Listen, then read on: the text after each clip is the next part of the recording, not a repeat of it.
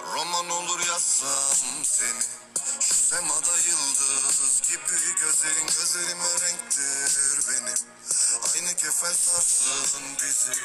Roman olur yazsam bizi, taşıyor bak defterlerim. Ellerin ellerime değsin benim, aynı gece sarsın bizi. Kafamdaki sesler beni yorar hepten, içimde bir şeyler, boğulurum yekten.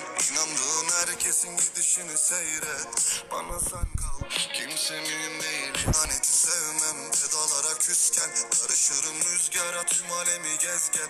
Ruhum sana bağlı, uçurumda bazen, ama bazen ben de benden kopar gibiyim.